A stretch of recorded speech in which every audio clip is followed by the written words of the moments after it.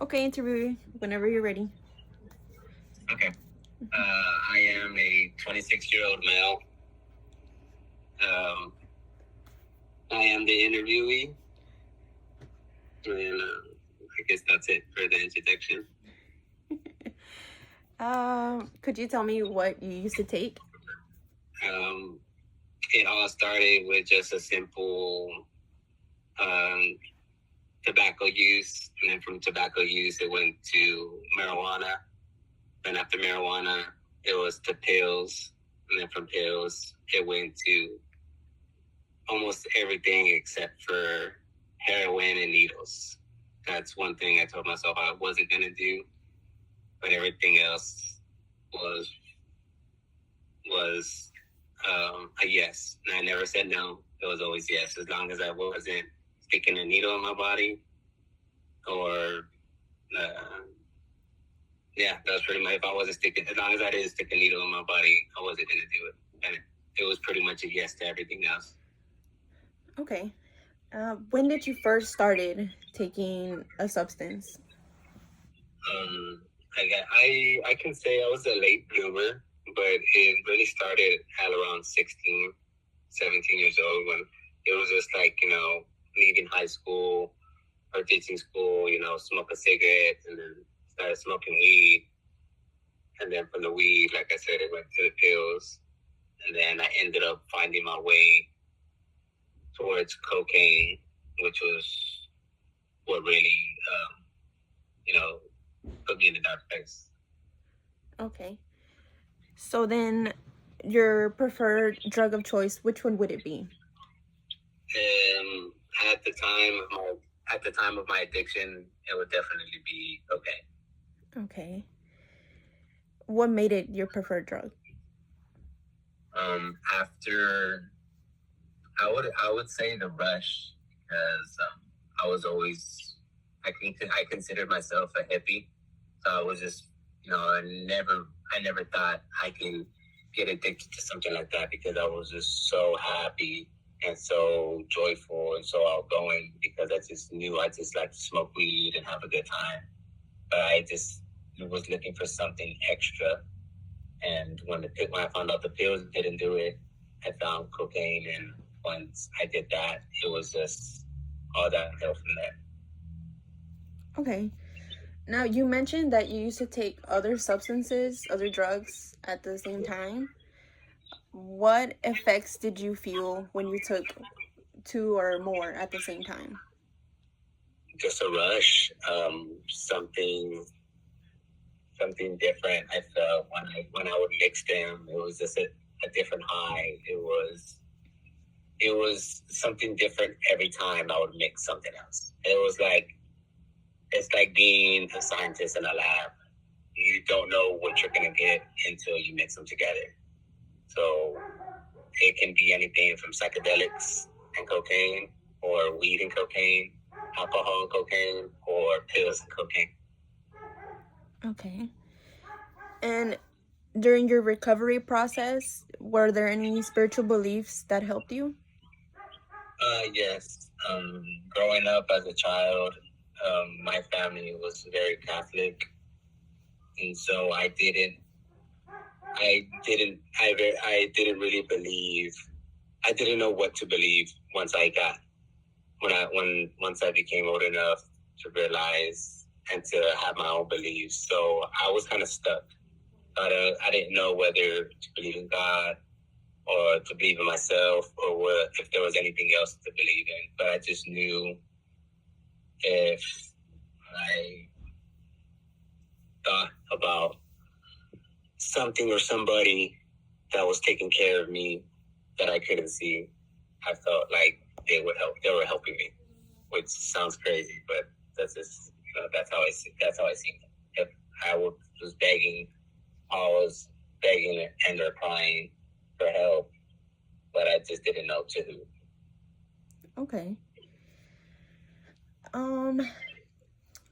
When you were on your addiction era, were there any triggers that made you want to go back, like possible relapse or want to do it again?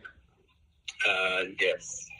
Once I once I first started and trying to get my life back and get everything together, anytime I would have a sip of alcohol, it would automatically trigger me from a sip to a drink to a couple drinks.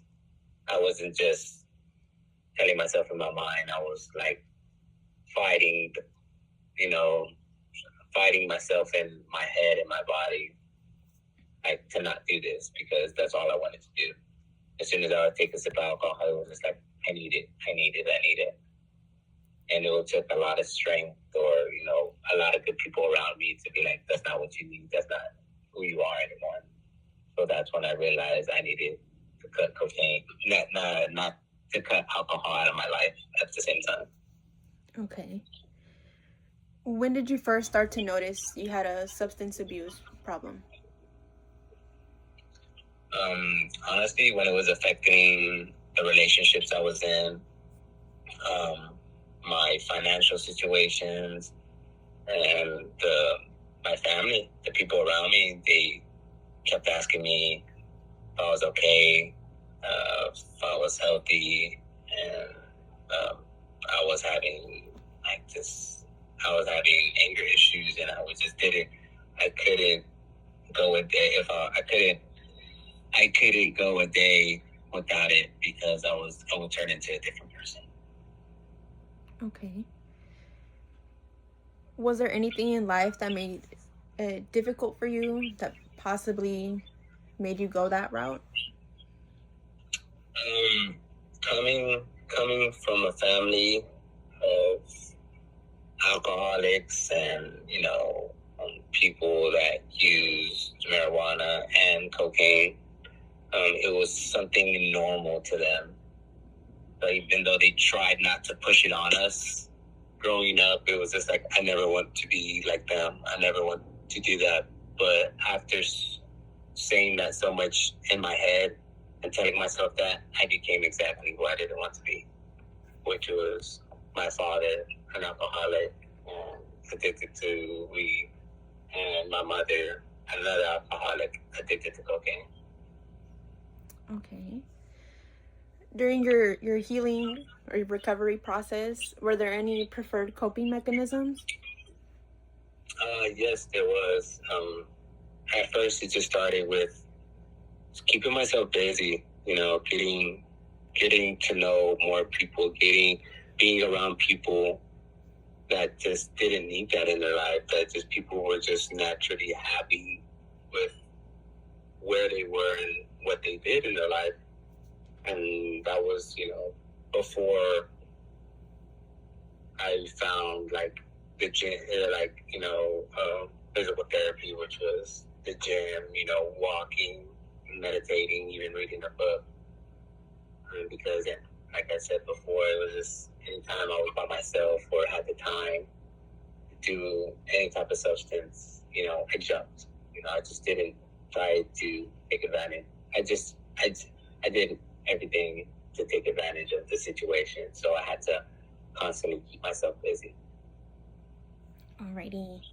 And my last question for you would be, if you learned something about yourself throughout your entire journey. Just that I met a lot of people, on the journey to where I am now, and I thought I was alone, or like I said, I thought I would be the only one struggling with this. When I ended up finding, or getting very close to people that actually went through the same thing, and when I would get to know them more, we had a lot more in common than we both thought, or we all thought.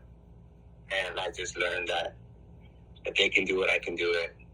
And I would constantly meet successful people or just new people in general, and they just would never expect that from me. They can never see me as that person that I explained to you I used to be. Mm-hmm. And one thing I just realized about myself is I can honestly be whoever I want to be.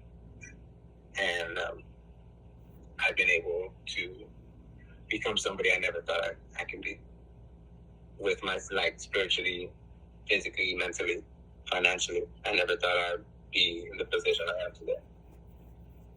Okay. Well, I'm glad you are. Thank you so much interviewing. I really appreciate your honesty and your time to help me. Of course. Thank you so much.